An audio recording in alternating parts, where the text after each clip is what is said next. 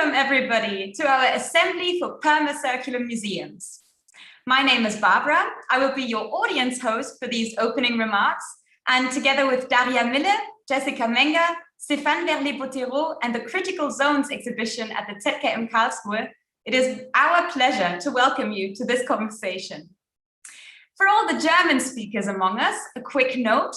There are two live streams at the moment, one in English and one with a German translation by our faithful and amazing interpreters Inga Schifferdecker and Leonie Wagener.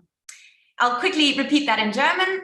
Wenn Sie der Eröffnung mit Simultandolmetschen beiwohnen möchten, klicken Sie super gerne auf den deutschen Livestream auf YouTube oder auf unserer Webseite und genau, passen Sie einfach auf, dass Sie im richtigen Livestream sind. During our opening remarks, we invite you to share your thoughts, comments, and questions on our Mentimeter carrier bag. And for this, you can just go to menti.com and we'll have the code popping up below me quite regularly. So that, yeah, we just want to collect your remarks and questions there, and we will come back to them during our Q&A session. And it's really because we would love to involve as many voices as possible, even though this is a live stream moment. So yeah, feel very invited to share as much as you want with us through Mentimeter. One last thought before we head off into our gathering. This assembly aligns with the Green Week, an effort that is put forward by the fabulous initiatives of Museums for Future. You can connect with them by using the hashtag MuseumsGoGreen and by following Museums for Future on social media. And they've got quite some nice calls to action ready, so it's really worth it, and make sure to join them. Right, so with this, it is my pleasure to first welcome Lucia Pietrosti from the Serpentine Gallery, who will share some opening remarks with us. Lucia, thank you so much for being with us and taking your time. I'm super excited that you're with us. And it was also my honor and pleasure to introduce Stéphane Verlet-Bottéro, artist, ecologist, and curator, who invited us at the ZKM to join him on a journey towards permacircular museums. And we've been taking baby first steps, and this assembly actually feels like a leap. So Stéphane, also to you, thank you so much for being with us, for inspiring us, for connecting our museum body with the bodies of trees on an abandoned orchard. You pushed us to review our attitude, and you've really been a catalyst for us. So yeah, thank you so much, and the floor is yours. Well, thank you. Hello, everyone. And yeah, warm thank you for joining this assembly. And yeah, really, again, thanks to all the ZKM team for the invitation and all the attention and support that you provided in the course of materializing this project. And yeah, thanks to all the speakers and moderators and artists who are joining us today and throughout the coming days as well. So you mentioned our ongoing collaboration. So maybe I'll just give a little bit of background to this assembly before we go through the program of the coming days. So first, the process started about 2 years ago during the making of the Critical Zones exhibition, with the aim of sort of making visible the usually invisible or concealed environmental cost or environmental damage that comes through exhibition making, and carefully, precisely investigating all the material dimensions of the making of the Critical Zones exhibition and of the museum, the ZKM Museum in general. Which this drawing that hopefully you're able to see charts. So it kind of charts this investigation, so thorough investigation, for example, from the materials, the raw materials used in the making of newly commissioned artworks. So thanks to all the artists of the show who provided really precise data on the way they work. So we were able to integrate that in the ecological footprint of the show. And I'm just navigating through this drawing / cartography / environmental footprint exercise of the exhibition. And yeah, it goes also into the details of like the greenhouse effect of the AC climatization of the space. So really it was about performing a kind of quantitative analysis that provides a preliminary analysis of where future sustainability measures would make the most sense. Second, it was equally important in my view to acknowledge the need for a sensorial approach to the topic in order to open and embody a transformative process and empower the museum beyond the utilitarian realm of engineering moves. So working with the Karlsruhe city's agriculture departments, we set up a kind of framework in which the museum commits to restore and take care of neighboring orchard meadow. So just 10 minutes out of the ZK Museum in Karlsruhe, that had been abandoned for years. And orchard meadows are a traditional agroecological fruit farming system, which is among the most biodiverse landscapes in Europe. And orchard fruit trees, they need human caring and labor-intensive maintenance work. For example, for pruning the tree, maintaining the soil, taking care of the land and the habitat. These images document pruning ritual that I proposed as a way to ground a relation of kinship between the museum staff and the trees. So we were wearing symbolic tree barks, marching from the museum to the orchard garden through the city, reading and writing poetry and texts.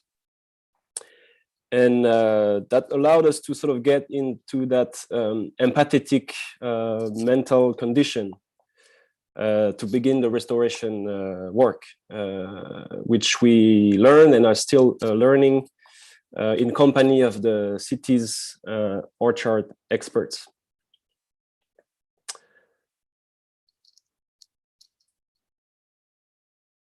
This is a picture of the orchard during the first lockdown of the pandemic 1 year ago. Just a funny detail is that the pruning ritual happened on Valentine's Day on 14th of February, just a couple days before a global lockdown. And you can see after the week how the space was thriving with all that pause on human activities in the city. This is the harvest last year, or part of the harvest, I should say, and the garden a few days ago in the springtime. The ongoing restoration, which involves legal commitment actually on the part of the museum, is a kind of a way to test the idea of expanding the field of museum maintenance practices and conservation practices to form more than human collectives. So as a way to challenge the institution not to attend only to artifacts such as computers and very complex media art objects, but also to open itself to the needs of the surrounding ecosystem and connect the gallery space to its symbiotic environment. This assembly for permacircular museums comes as part of a third movement in this project, which is focused on embarking the institution on a journey towards radical sustainability. The process is informed by interviews with experts, internal working groups, and platforms for exchange, such as this one.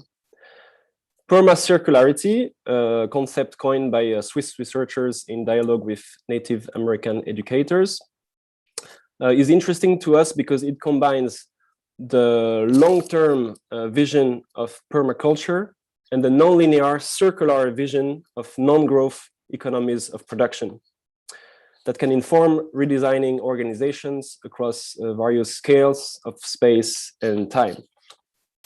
So this assembly is both a thinking experiment in a way to envision the museums of the future, grounded in multiple perspectives and contexts. So which needs they should serve, how they should be materially operated and socially shared, how recognizing that we inhabit this fragile critical zone affects the production of imaginaries and the circulation of aesthetic forms.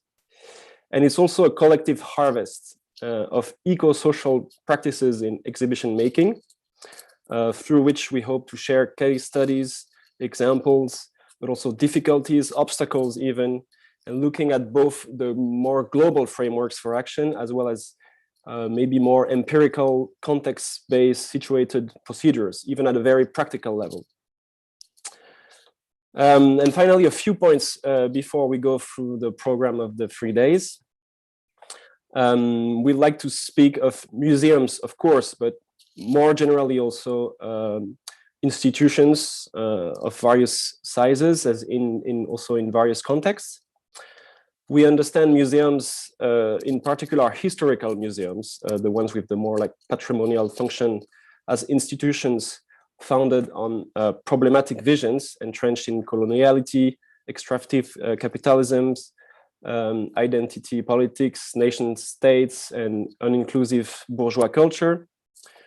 We also want to move away from the pure realm of institutional critique to examine how institutions may provide agency perhaps under certain conditions of renewal to support communities and create spaces for recharging, reinventing, regenerating, repairing, and caring.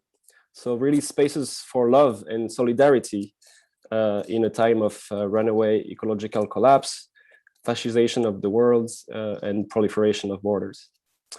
And we want to encourage a multidisciplinary, intersectional conversation that offers a safe space for queering and decolonizing perspectives on exhibition making. And yeah, we hope to contribute to the global conversation of rethinking art institutions in a spirit of transnational cooperation and connection with a plurality of voices and sensitivities. So that being said, let's go maybe through a short overview of the program. If the dear team of the video studio can open the slide. Thank you.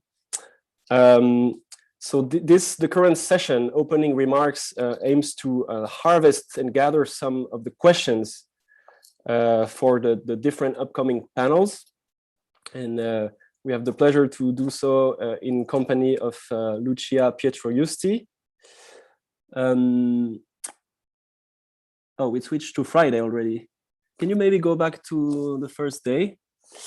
And unfortunately, we had the pleasure of receiving Pooja Sood from Koj Artists Association in Delhi. Very unfortunately, you might be aware there's currently a very serious pandemic surge, a new surge happening in Delhi. So unfortunately, she cannot be with us today. Nevertheless, we wanted to honor her presence, or rather, her unfortunately not presence. Yeah, that will be a session to sort of prepare ourselves to the upcoming panels. The first panel happens right after, so later this afternoon, or depending on the time zone you are in. And this first panel will look at broad visions, but also pathways, I mean, empirical pathways to reimagine institutions. The second panel tomorrow we'll look at cultural mobility, which has been completely shattered by the pandemic from an ecological perspective. And then the third panel, also tomorrow, will really be about sharing practical case studies and bring in experts on the question of making exhibition making and exhibition design more sustainable. Finally, on Friday, we have two more panels. The first one I have the chance, I'm very happy to moderate, as it resonates a lot with the experience we developed with the orchard in Karlsruhe, which is a reflection on institutions as spaces for multi-species caring and environmental repairing. And the fifth and last panel will look more specifically at the education mission of museums and institutions. Finally, we'll go back on the live stream format to end with some unclosing remarks. So it's both an end and a non-end. And we want to share a few words that we can all take from this assembly with our minds and bodies, collective body, I dare say, set towards transformating action. And we'll finish by a sound piece from by the artist and curator Jorge Barco from the Museum of Modern Art of Medellin in Colombia. Just a few housekeeping notes before we start. We know by now how strenuous and tiring online meetings can be. So really, please feel free to come and go as you like. Today and in the Zoom panels, we have only the same Zoom link for all the panels. So you can really use that link to come and go, and the technical host will always let you back in. So you can take breaks. Yeah, don't forget to move around, hydrate, take care of yourself, go slow. We'll try to go slow as well, although I know we have a lot to share. Yeah, don't hesitate also to communicate which pronoun you would like to be referred to. Please be respectful in your questions and interactions. There is a code of conduct that you can find on the Padlet link. And yeah, mostly have a delightful assembly. And yeah, really looking forward to the conversation. Thank you. Thank you so much, Stéphane. As for the Padlets that you just mentioned, we want to keep traces and records of the conversations, and we will share the Padlet link during the panel discussions in the Zoom chat. So we'll start with that in the next panel. And with all of this said, we would also like to include a message of warm welcome by Peter Weibel, CEO of the ZKM. And yeah, so let's just switch to that message now. Thanks. Ladies and gentlemen, it is a great pleasure and privilege to welcome you to our conference, Assembly for Permacircular Museums. The Corona crisis is the very moment to understand a necessary change in cultural activities and institutions that is caused since a long time by the climate crisis, but was more or less refused to acknowledge. Now, with the shutdowns and lockdowns, we are all forced to rethink the function of museums. First of all, we learn by our own online activities and our digital and virtual extensions to work for a non-local audience. Normally and historically, museums have worked with exhibitions for local audiences. They have tried to attract people to come to the museum. And now we have the opposite. we are forced to make the opposite. We have to come to the people outside the museum. So this change is what I call addressing of non-local audiences. These local audiences are real, they are not virtual audiences. They are real audiences, real public, real people, but not locally bound to one place called museum. That means exhibitions have been made, as I said, to attract local audiences and to educate them or to entertain them. Now, in ecological and epidemic crisis, we are forced to educate and maybe entertain them in a non-local, distant way by streaming services. That means museums transmit to broadcasting systems. We are making programs like television and radio for non-local audiences.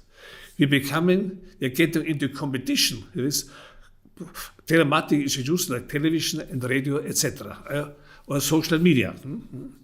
Or we can summarize, what we called exhibitions have been broadcasting for local audiences. And what we call now broadcasting emissions are exhibitions for non-local audiences. I repeat, we have the tradition to make exhibitions. These exhibitions have just been programming emissions for local audiences. Now we do, in addition, something new.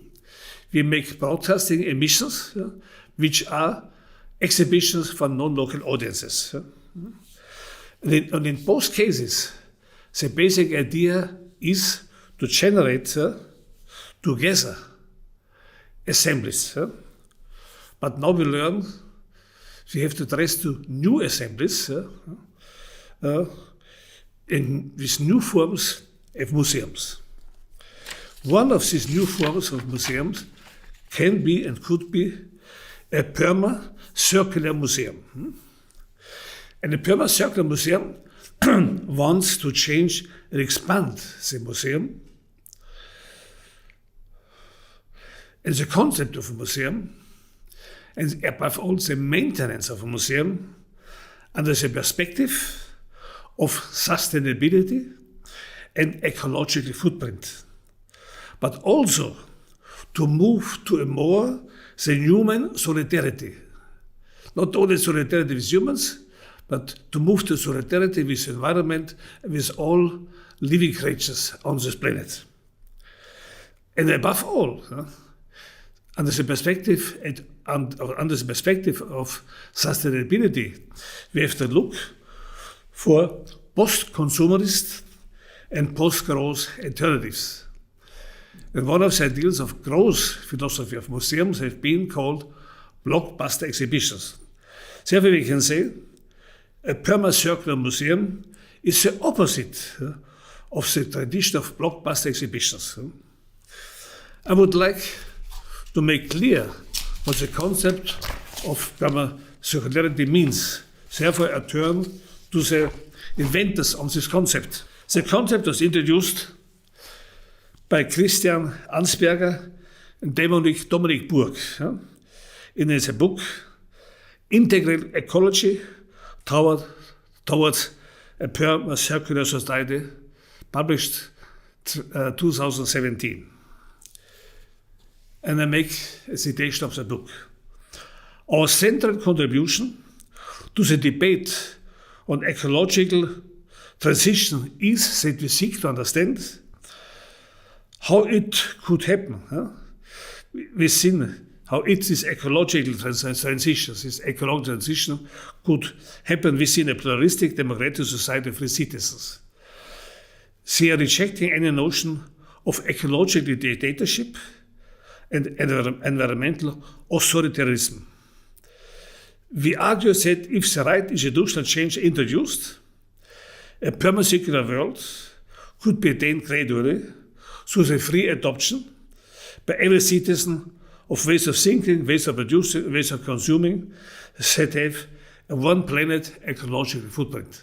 So you see, the idea of permacircularity is happening under the horizon of of one planet, we have only one planet, ecological footprint, and this is addressing our ways of producing and consuming.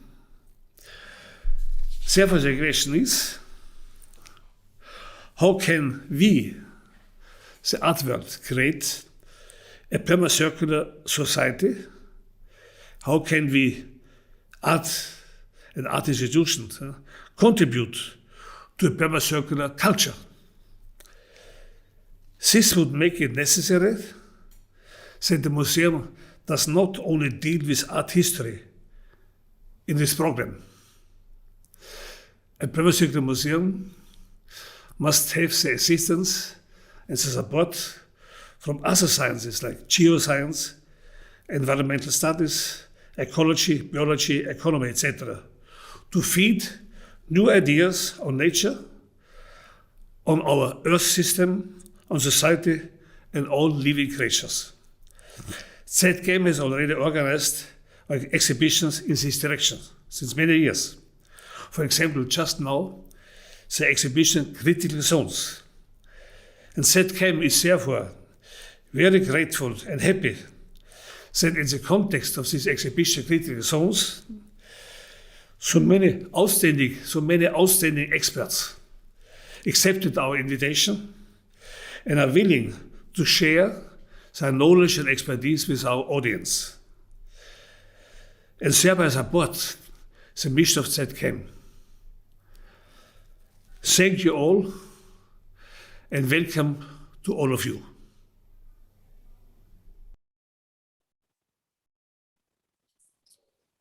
So yes, the race for blockbuster exhibitions, the urge to travel and to accumulate, the pandemic, all these problems are all in a way maybe problems that have to do with the ecology of attention to things, attention to other living beings, attention to ourselves.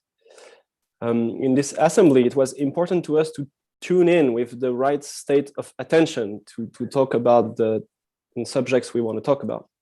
So we invited wonderful performers to join us from various parts of the world to initiate each session of the assembly by a moment to activate our body and mind awareness. So thank you, performers, for joining us. Thank you, Mira Hertz, Alicia Neo, Astarti Athanasiadou, and Benoit Verja. So in order to open our sensorial perception for the keynote lecture by Lucia that follows, we propose to take a moment with Mira Hertz.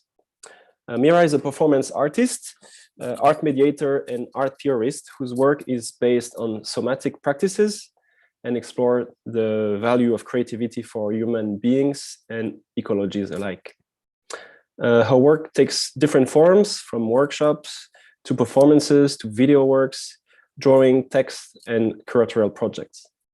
She graduated with an MFA in creative practice at the Trinity Laban Conservatory and Independent Dance in London, and focuses her research since then on the relationship of human and other than human entities. She currently teaches performative material research at the University of Art and Design in Karlsruhe, and was part of the Critical Zones study group with Bruno Latour as a preparation for the Critical Zones exhibition. For the exhibition itself, she re-explored the museum space as a rehearsal space. She also co-curated the program How Do We Care at the Badischer Kunstverein in Karlsruhe in 2020, and is currently part of a research project on the theater of the Anthropocene. So this activation by Mira lasts about 10 minutes. It is guided by a video, but the point is not just to stare at the video, it's to move together and to just be curious and to follow the voice. So just follow what feels good for you, and see you in 10 minutes. I invite you to put the palm of your hands together and rub them until they're warm. Now put the palm of your hands over your eyes. Let your eyes rest and close them. Take a breath in and out.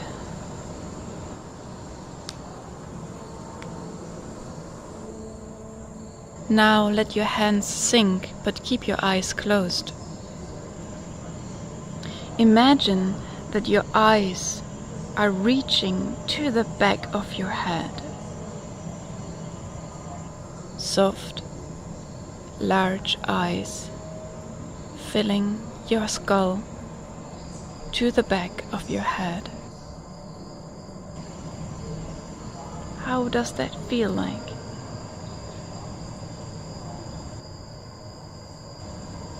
Softly open your eyes. Can you look from the back of your head? What do you see? How do you see?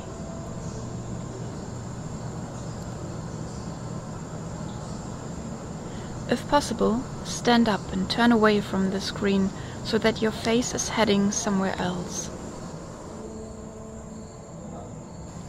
Standing still, focus on your feet. Can you feel a small dance of balance happening?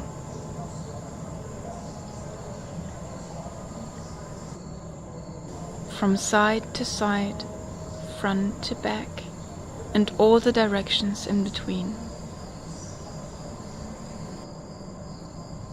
Close your eyes again.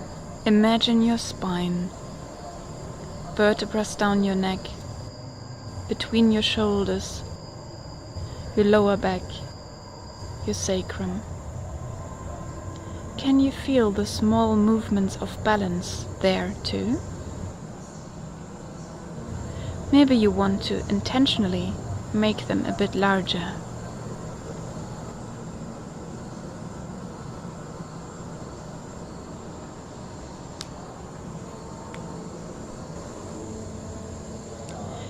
Imagine now that each vertebra is an eye. Where are they looking from? Where are they looking to?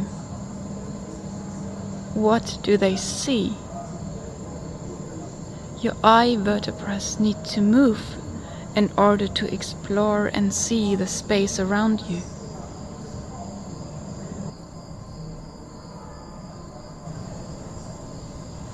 What do they see? Experiment.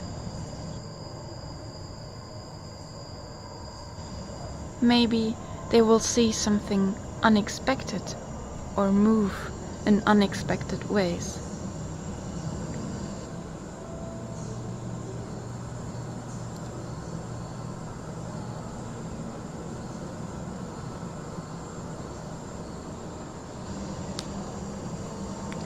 Open your eyes again while you keep looking and feeling with your spine. Find the screen. Can your spine see another spine? Can you feel the spine with your own spine? How do you do that?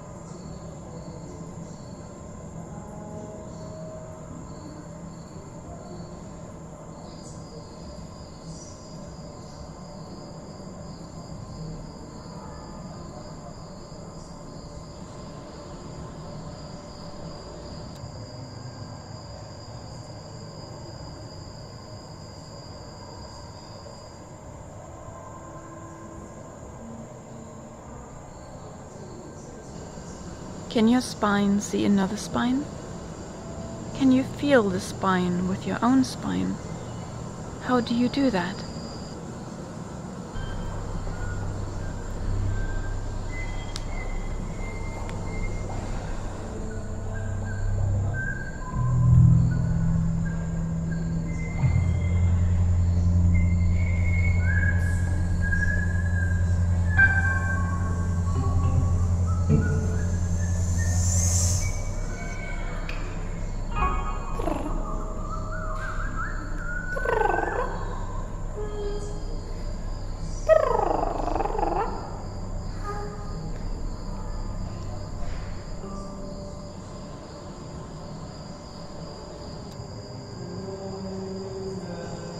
Can your spine see another spine? Can you feel the spine with your own spine? How do you do that?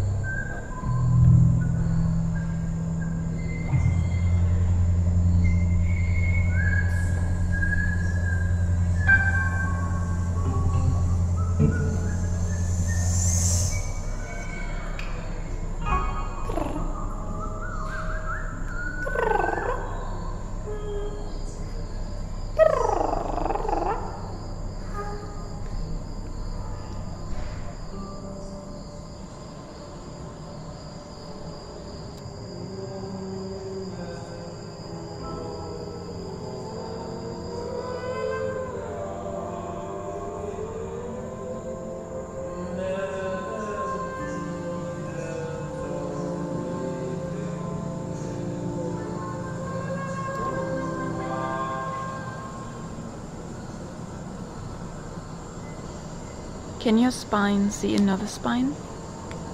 Can you feel the spine with your own spine? How do you do that?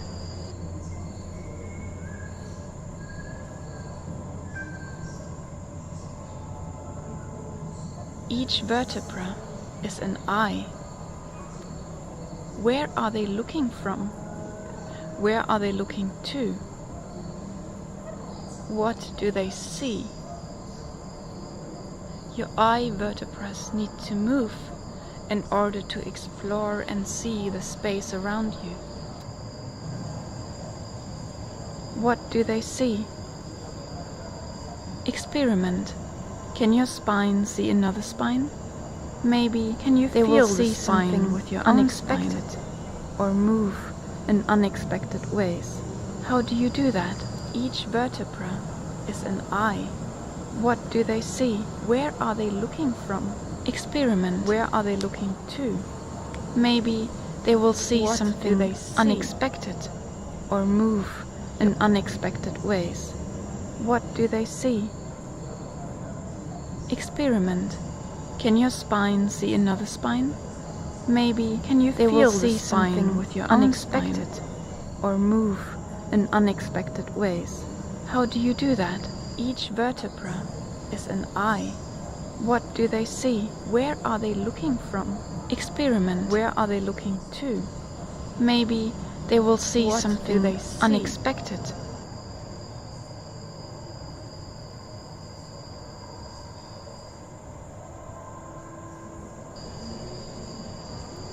Come back to standing still. Feel your eyes in your head, your spine, your feet. Take another breath in and out. Thank you for your attention.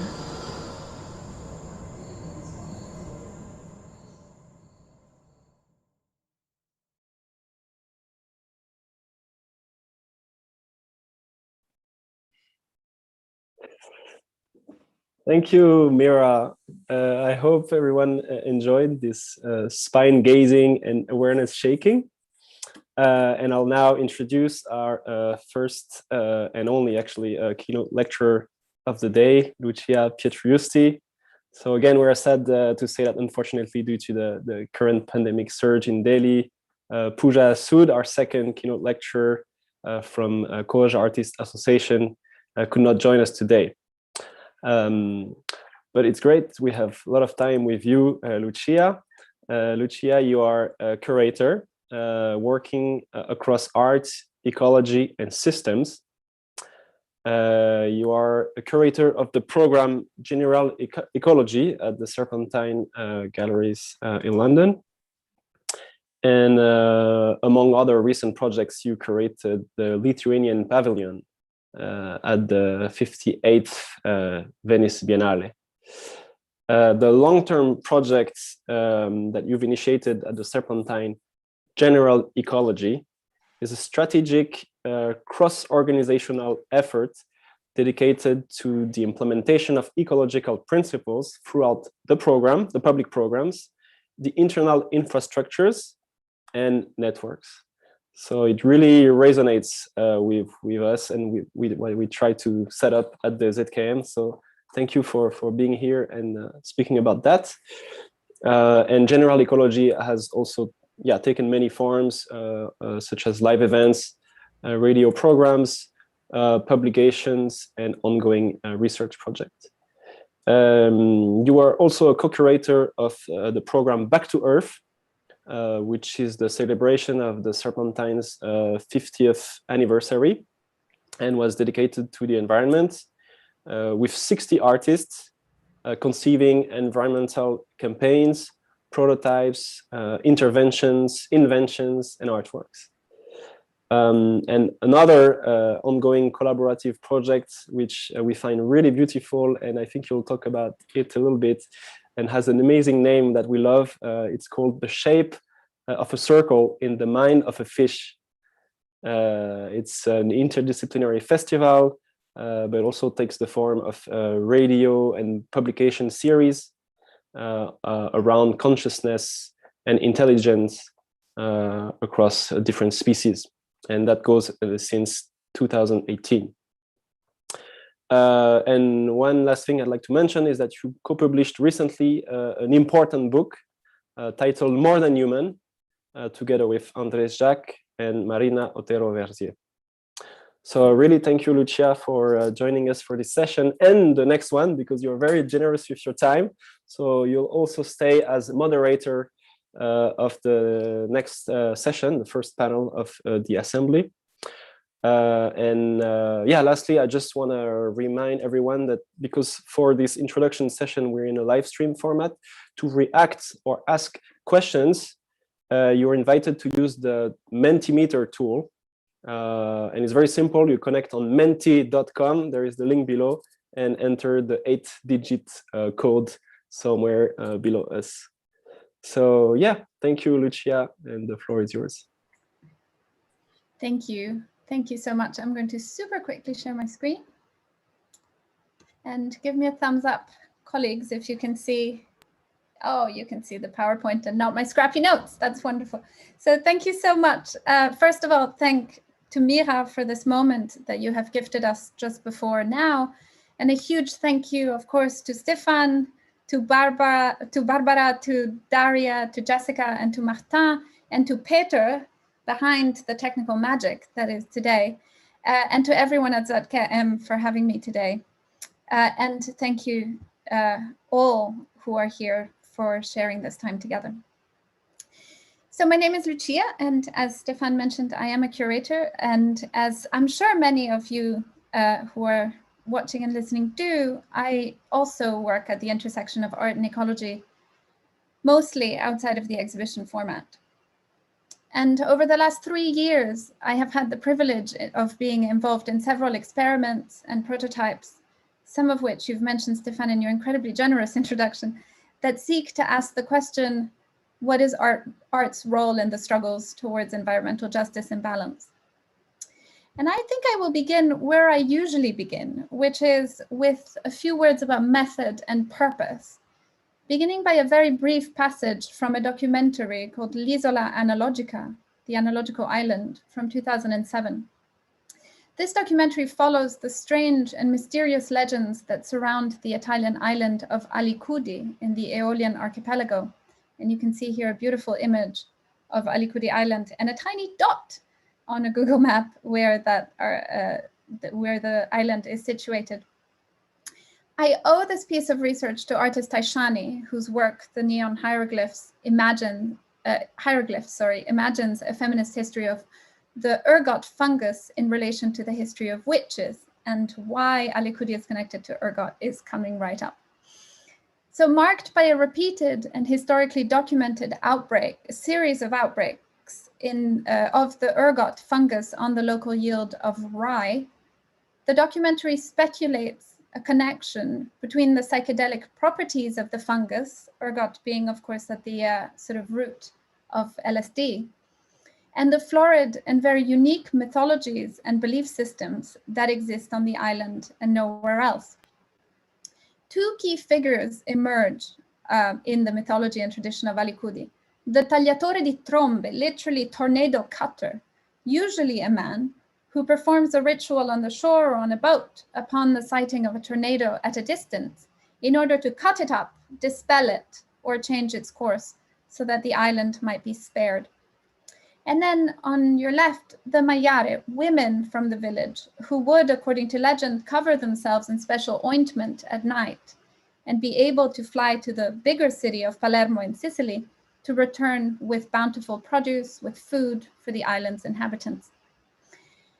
All of this, the documentary speculates, may in fact emerge from these prolonged states of collective psychedelic visions brought about by the consumption of ergot-infected bread. And I must say here that there was no other option because food was scarce on the island.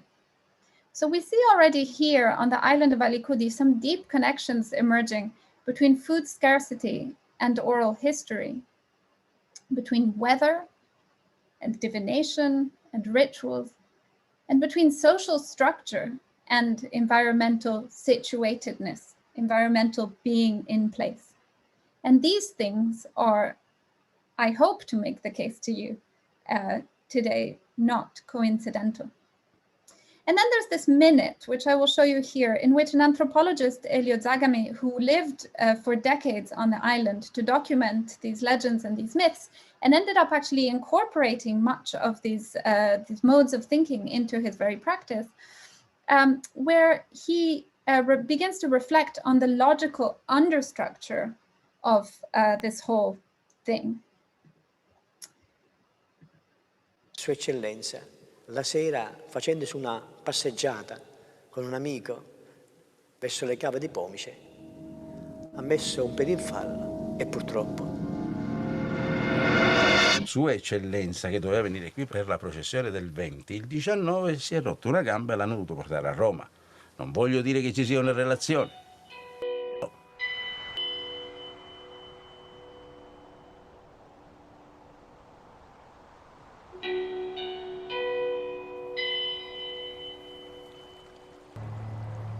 Loro non seguono la logica tradizionale, ma seguono un'altra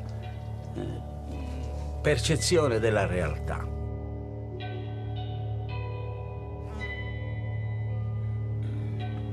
Col tempo ho capito che questa percezione della realtà era un approccio analogico, non logico.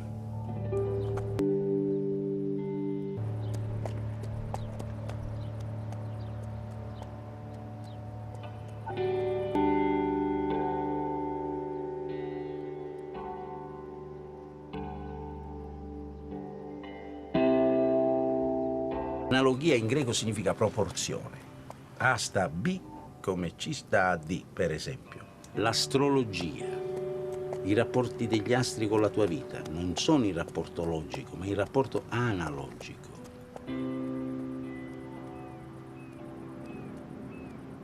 Solo una sensibilità analogica ti può portare a credere che il fatto che una statua, anziché stare da una parte, sta dall'altra, crei una cosa come il non piovere. Normalmente qui piove il 24 per la festa di San Bartolo, non è piovuto ieri, ma adesso tra poco ci facciamo il bagno.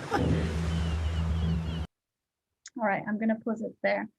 So from this clip, I would like to invite you to hold in your mind this analogic process and interrogate it for the possible methods it offers up in curatorial or artistic work. And I'm just going to take a small parenthesis to say there is an entire history of critique of how the anthropological gaze actually looks at beliefs and myths and tends to interpret or to impose interpretation upon it.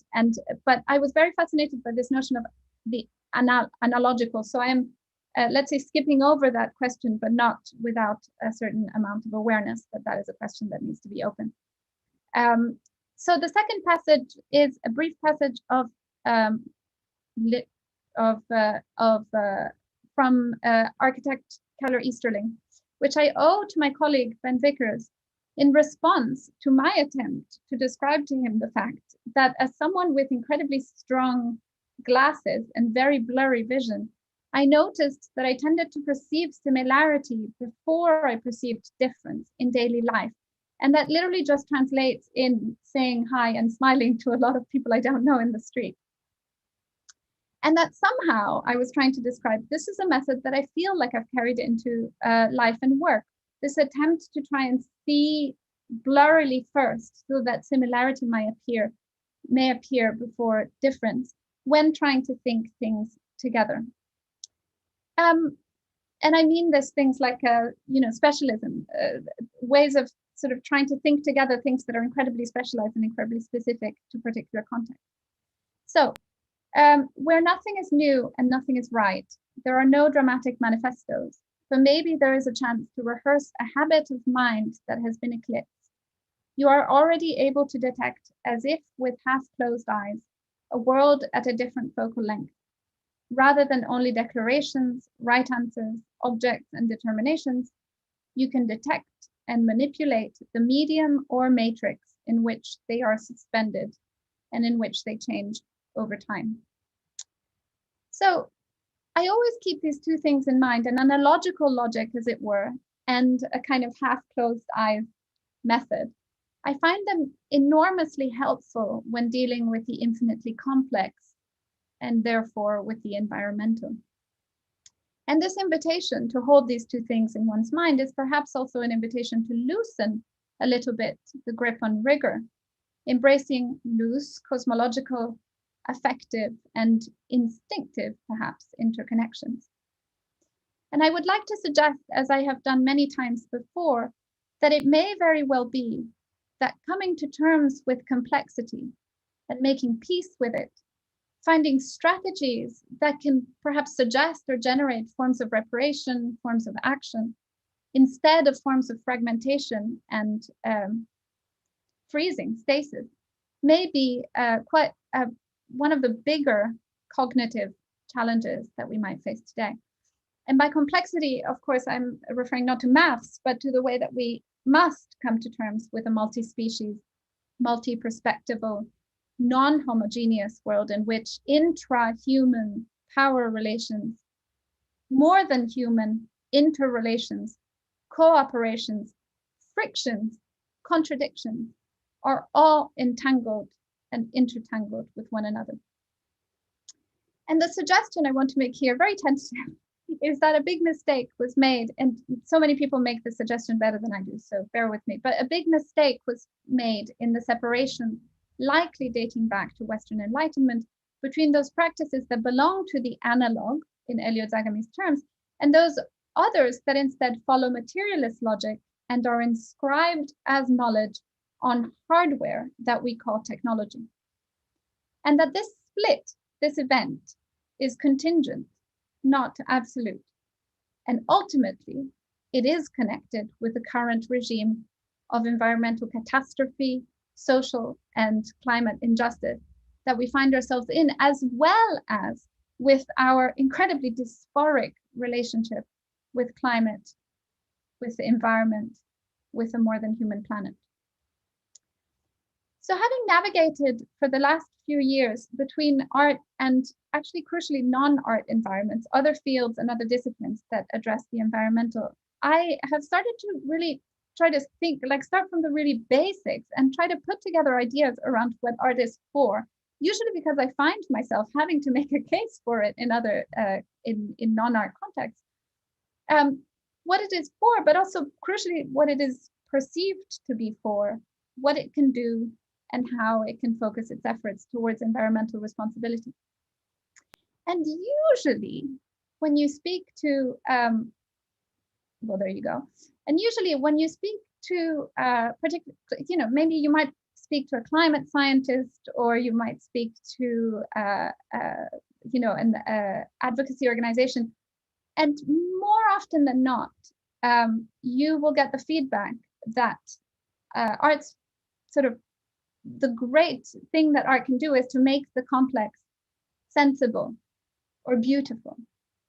So that kind of intersects with lots of other things, but it broadly has to do with the fact that data is complex and does not engage people in the way that something that is much more process-based, much more embedded, much more physical and fleshed might do. And so in that case, we're looking at things like public engagement of science. People say that a lot, public engagement of science or public dissemination. And the question around kind of what method we then use to disseminate this work is how many people and where are these artworks or these kind of public interpretations, these cultural artifacts that do this work of interpretation reaching. The other thing that you hear is that it simplifies the complex. And so the question that one might ask then is then how much of a engagement or understanding of a particular issue, of a particular problem, urgency there might be. And then the other one, which is a little bit more loose and a little bit more maybe fun, is to do with the fact that that a graph won't touch a heart and a soul in the same way as an embedded and fleshed kind of experience does. And I think Mia made that point in practice. So I'm making examples here, all of works that I've had some involvement in. And I think that you could interpret the performance part of the Lithuanian pavilion that Stéphane mentioned of Sun and Sea, this opera performance in which you have a kind of subtle undertone of climate anxiety by Rugile Bargiukaite, Vaiva Graniti, and Dina Lapelite. You could interpret it as being part of this kind of mission. And the, let's say, the experience that we observed when we were there is that while the piece doesn't make too much of a case for environmental devastation or urgency, somehow that emotional effect was perceived actually quite strongly by the audience members and the community people that joined us and that stayed with us for a really long time. Then we might be thinking about something like this, art as prototype. We spend a lot of time, I feel, in the art field, sort of focusing on the things the ways in which we are kind of cloistered or boundaried within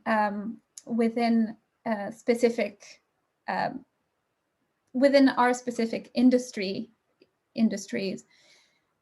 But actually, you might find that if you compare it to something like a scientific study, art tends to have quite a bit more freedom in terms of a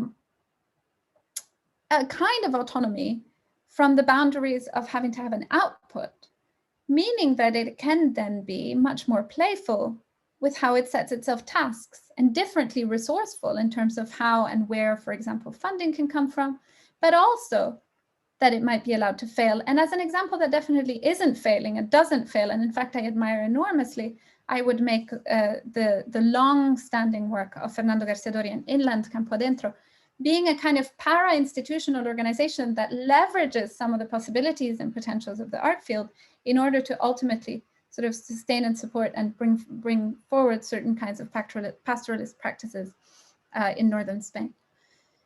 Then I suppose we can think of art as a form of grassroots resistance and self-organization. And Caribbean Film Collective are perhaps an example here.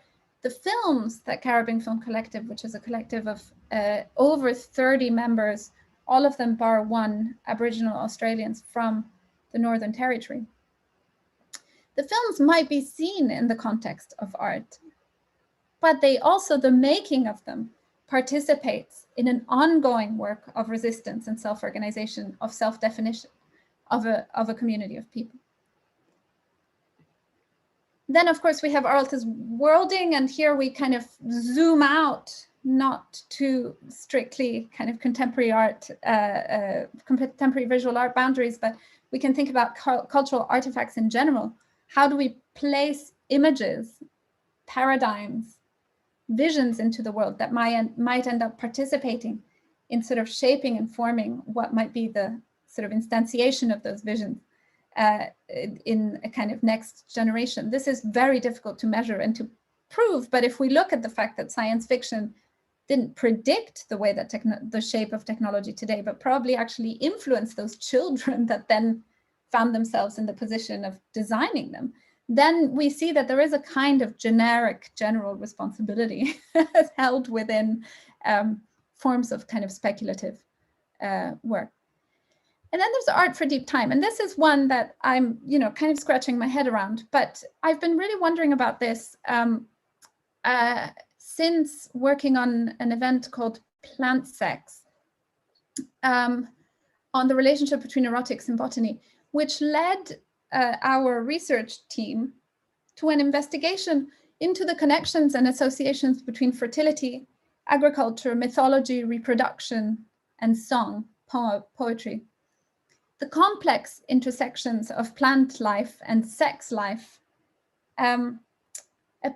emerged to this research as one of the fundamental ways in which we have come to know ourselves and our ecological being in the world.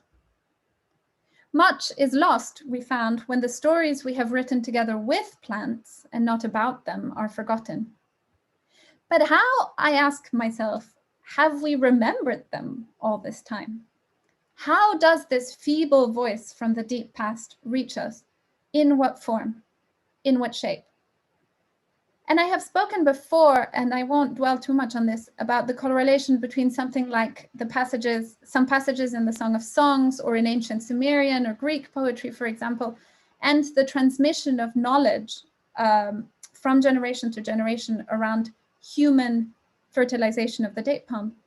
And these cultural artifacts like poems, like myth, figure then perhaps as memory palaces, instructions for agricultural and pre-agricultural knowledge. What is the relationship that binds these two things together? The abstraction that emerges over deep time and the material, physical actuality that we experience phenomenologically as we experience the seasons, the growth of plants, and disturbances in the climate. And I wanted to whiz through how some of this translates into projects that I've had the privilege to be involved in over the last few years by returning to one of the questions that frames this assembly, which I'm reading: how can art contribute to fostering solidarity, ecological becoming, and multi-species caring? And the question that I keep asking myself with a slight modifier more or less every day is, how does it? How has it done so? That is to say that I strongly believe that one of art's primary purposes and one of the reasons for its being and for persisting across deep time, not all art, but some, is to do just that. Maybe even irrespective of, or even sometimes in spite of, any structure or organization that might be built around it to support it or to destroy it, depending on the historical period and location. So I don't have time to run through so many of the projects that are kind of inspired by all of this, but suffice it to say that the General Ecology project was constructed as a tree in a forest system, with a visible part being a series of programs, an invisible part being a root system, looking at the way that we work together, the way that we organize ourselves and our infrastructure, and a kind of mycelium system, very trendy these days, to relate to other organizations, art organizations, but also crucially non, and kind of try and hold those three things all at once. And I added trees and gutters because I was listening to something. And it occurred to me to also mention the possibility that instead of this idyllic kind of idyllic forest that we imagine, we might also imagine emergences out of places of disturbance, out of detritus, out of difficulty as well. Then some images from the General Ecology project. The more than human work inspired by the notion that that consciousness across species might need a kind of, I suppose, analogical investigation that led to a series of events that slowly unpicked anthropocentric notions such as we need language to communicate, or we know what we mean when we say I, well, we actually really have no idea, or that plants aren't intelligent, they're super smart, or that, and then the last one, which tried to take seriously the notion of the understory of the understory is the name, tried to take seriously a clump of soil by thinking about what happens if we kind of created some kind of discursive event led by a number of terms that all kind of mean the ground, earth, soil, land, dust, dirt, and how inviting all of those perspectives brought together a kind of, I suppose, cosmological assemblage of subject matters that all kind of come to rest in this clump of earth, from fungal biological relationships to land restitution. And that happened in December. Thank you, Barbara. And then the last thing that I wanted to mention, which I think has a little bit more to do with institutions, to finally get to the point, is that we've been working on this project called Back to Earth, a project that brings together, as Stéphane mentioned, over 60 artist-led, let's say, artworks that are also in some way a campaign, an environmental campaign or initiative or intervention. And I think one of the questions that we've been asking ourselves has been, how do we engage with them to best match their aims? Who do we work with? Where does this campaign or artwork or initiative need to sit? How do we adapt to it and adhere to it as much as possible? And we can think in four different, we can think in four different kind of broad categories. At least that's how we're thinking it now, because there's a lot to kind of hold. Publics, things that push an awareness or an idea towards public understanding. Systems, things that look to transform a particular system or infrastructure, such as the way we eat in the case of cooking sections. Places, projects that really make a commitment to a very specific site. And the, I suppose, success measure of these kinds of initiatives might be something like the flourishing of that particular site or space. And then speculations, something that works a lot more on the myth level, on that level that we were looking at earlier, to do with kind of worlding some kind of future deep time, or some kind of future deep time promise. I think I'm going to skip. I just wanted to show you an onion because I promised it in the title. So in the bottom right, you can see an onion, which is actually the shape in which the General Ecology Network, which will be a kind of formalizing end of the informal network that has been sustaining all of this stuff that I've just spoken about. It's going to take that shape, and I would need more time to describe it. But that's probably, oh, no, I had one last thing to say, which was responding to this question of today, the action from an organizational point of view, from the point of view of the responsibility of an organization in relation to art towards environmental justice and balance, is more perhaps to do with adherence, with how to transform and adjust the organizational support structures to those activities and interventions. So maybe the question for me is not so much about the museum per se, museum in an expanded sense, but rather how to find spaces of agency, how to code and recode, how to inscribe new vectors, ancient and new temporalities, new possibilities within any kind of organizational structure, museological or whatever. How to make a mess complex enough that it affords the possibility of emergence, not in an algorithmically determined hellhole like a social media platform, but in a regenerative, generative, just and remedial garden. And many of you participants to this assembly do just that. And I am curious to learn from you actually about these spaces of agency, these fugitive vectors. I am curious about what was planted and grew, and what the soil was like when that growth was possible. I am also very curious about endings and transformations, things running their course, knowing that those things have transformed.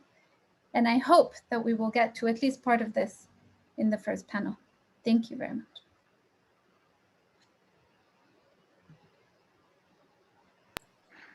Thank you so much, Lucia. Oh, we don't see the clapping hands I put on Zoom in the live stream. That's too bad. Thanks so much. I especially like the last point on how to make a mess. I think that's a lovely point that'll resonate throughout the next few days, I hope. We've had some questions coming in actually on the Mentimeter. And Stéphane, if you're okay, I would just throw some in there and we'll take the time to answer some of them. Maybe if the video studio could share the Mentimeter live stream. I don't know if you've got it. I think there we go. Lovely. Thanks so much. And where to start with, actually, if you scroll down a little, there is this there is a question actually that I could answer, and maybe Peter, maybe you have to refresh the page because we got 10, 11 answers more. So I don't know if you can refresh. Anyway, there's one question to Lucia where somebody asked for a list of all the projects, videos, and books you brought up during your lecture, and whether you could share that. Yeah. Think of a way. Yeah, of course. Yeah, I think that's what the Padlet is for. So we'll share that link during our next panel where you'll be anyway. So I think that's a good point where we can collect that. And just above, there is a question that I think is quite interesting. It's, should permacircular museums be top-down organizations? Who are the CEOs of a permacircular museum? Such a good question. Stéphane, it's yours. Go on, you let me go on this one.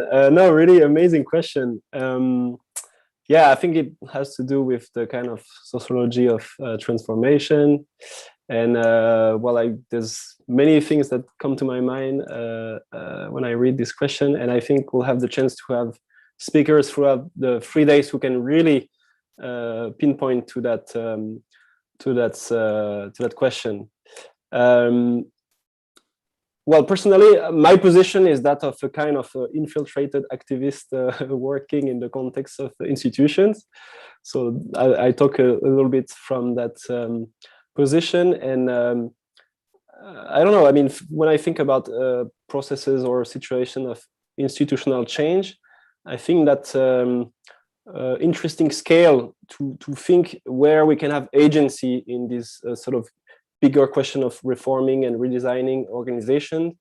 Well, is obviously neither the scale of the paralyzed individual, even though we have a desire, motivation, and affects that that we invest in the organization and in the processes of transformation, and maybe not always so much this kind of deterministic superstructure position, which I don't know if I got the question correctly, but for me the idea of top-down makes me think kind of that scale. But I really believe in this kind of Guattari and Rolnick idea of molecular revolution and sort of cooperation of mutating individuals that come together in a context, and something I think that can happen in this kind of trans-organizational, trans-contextual gatherings of agency, desire, and sometimes need also to reform broader systems.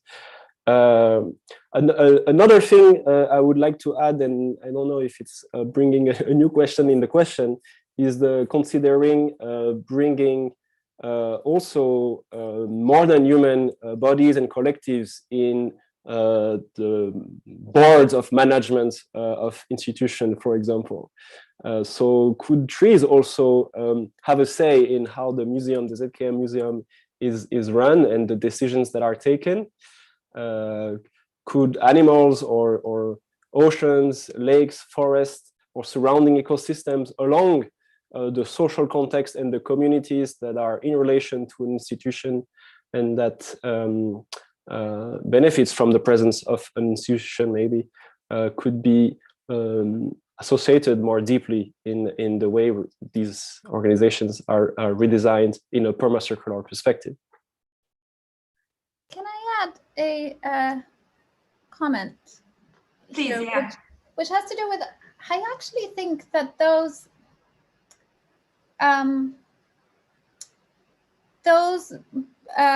it's important to look at history somehow and legacy, and because I'm pretty certain that inside museums that have top-down, that have CEOs and top-down, there has actually been pockets of activities that for decades have looked at things like socially engaged practice. I'm thinking about the sort of 15 years plus that my colleague Amal Khalaf at the Serpentine has been doing on sort of art for social change, and that those histories and the kind of the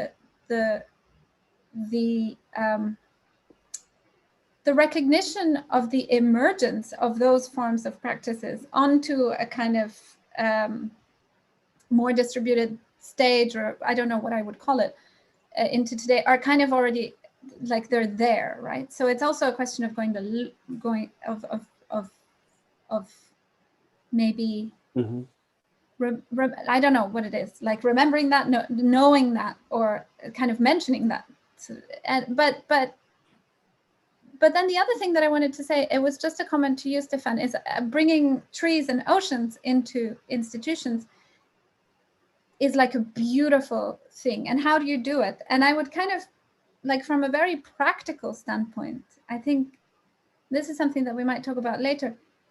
One of the ways you do it is to actually convince an organization, and I love that the orchard represents that for ZKM, for example, convince an organization that its sense of purpose is that it can also be a sense of purpose towards environmental justice and balance, or in as much as, without necessarily needing to sort of panic and think, oh, does that mean that we have to abandon like this other responsibility?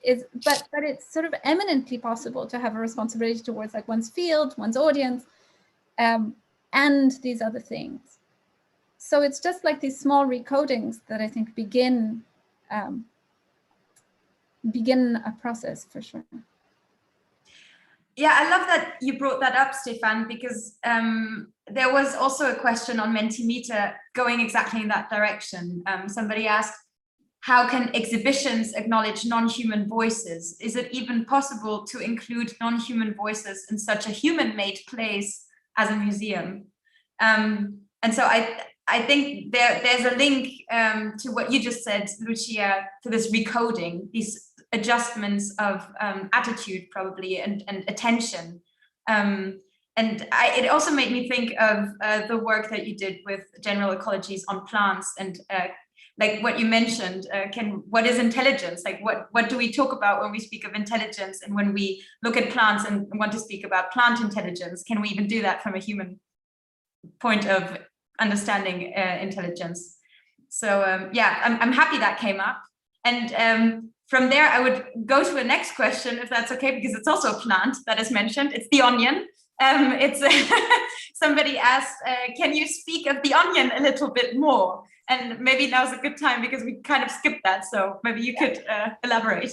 It's going to be so incredibly underwhelming. So the thing is that we sort of decided to somehow work on what was up to that point an informal network based on, let's say, in-kind relations between the project and organizations that may or may not have to do with art. that ended up in certain forms of collaborations, but there was a lot of a kind of network of intentions, because you have lots of conversations with lots of people and you can't always kind of deliver or do everything all at once. So so there was this kind of network of intentions, and we started to think about ways that we could not so much formalize it for the sake of it, but sort of decentralize it somehow. And so the original image that came to mind was the image of a web or a network. And then we realized that actually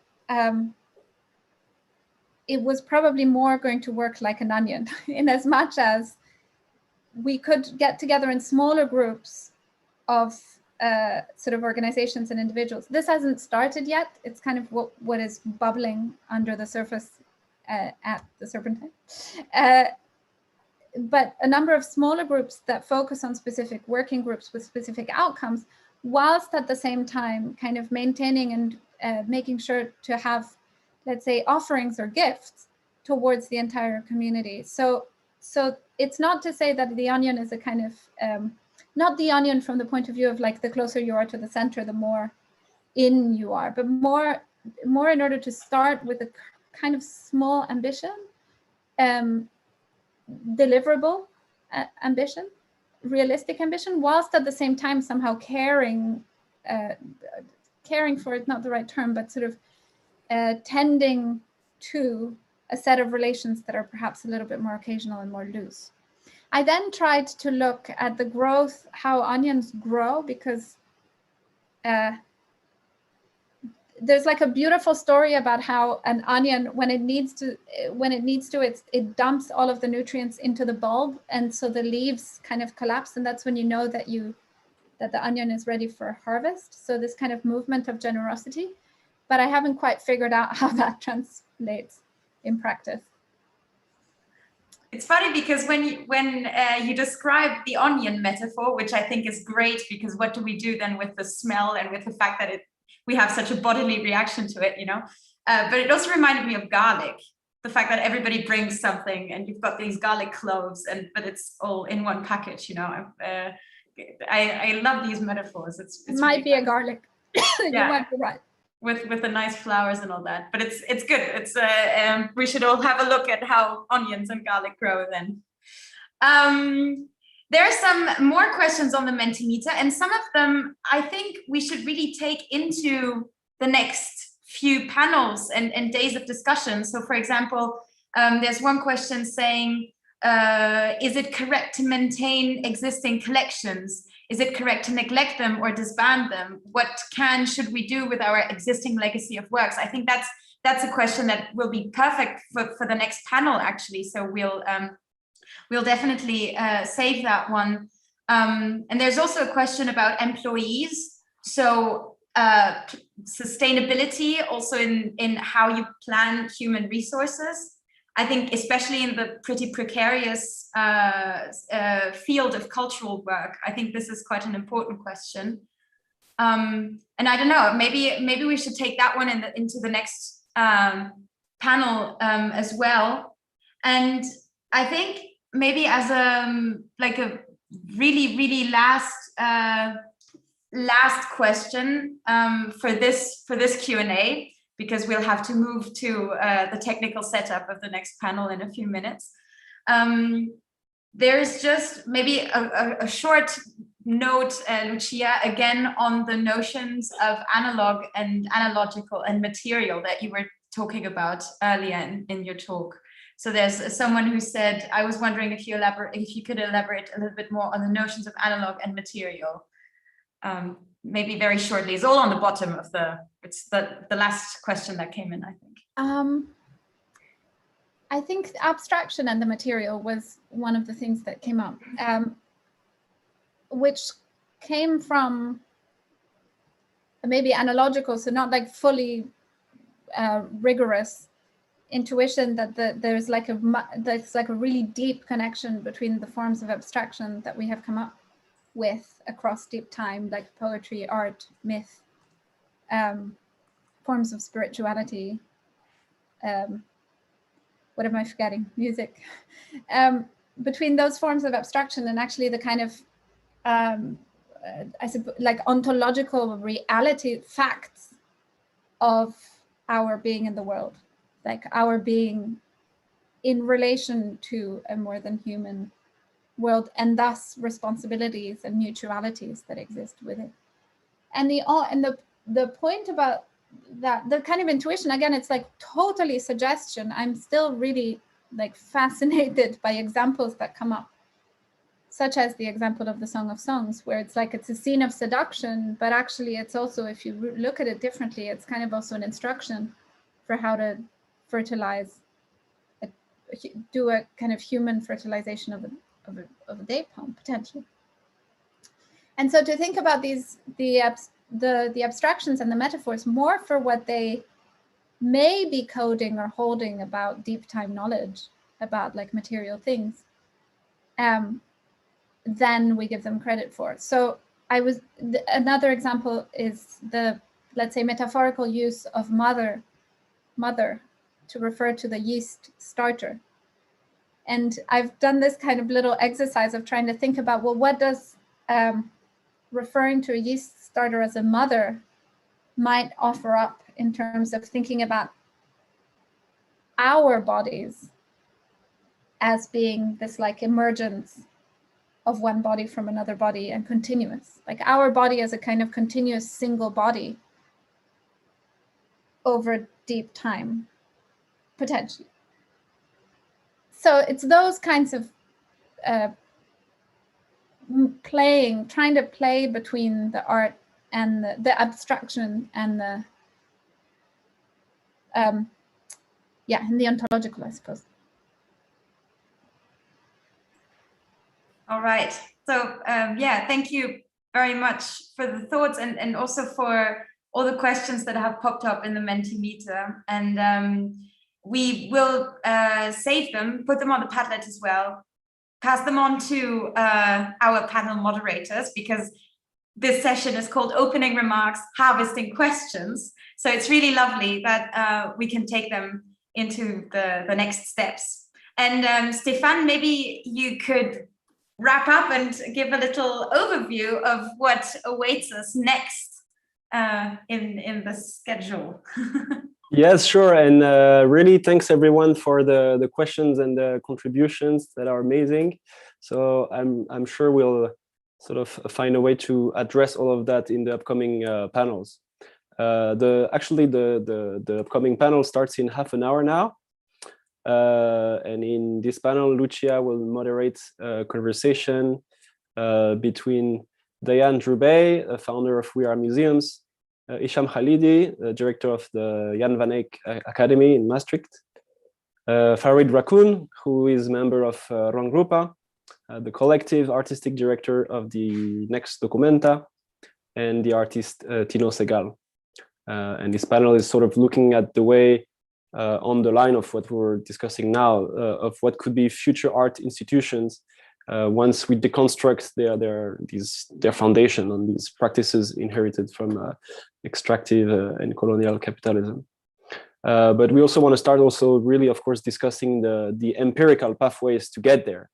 And that particular question will also be addressed even more thoroughly and really in the practical details in the third panel tomorrow, so towards terrestrial practices in exhibition making. Just last technical notes. So from now on, we switch to Zoom meetings. I think we're going to be quite a number of participants. So you have to kind of see, depending on your connection, maybe you will be better off turning off your camera if you experience some lag. And yeah, just a few notes, like use the Zoom app if you can, not the browser. Sometimes it helps with the bandwidth to make the window smaller, all these things. And if you don't have the Zoom link, it's easy to get. You just go on zkm.de/assembly. So super easy. And then you can register and get the link. So we reconvene in half an hour. Yeah. Thank you, everyone, and enjoy the assembly. Thank you. Thank you, Lucia. Thanks.